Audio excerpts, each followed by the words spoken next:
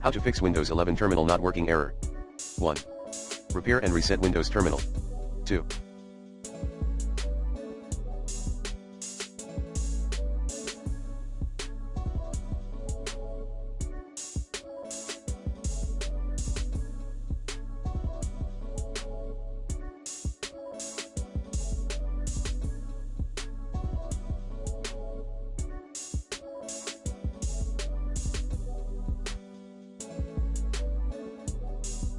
Perform SFC and DISM scan, as admin.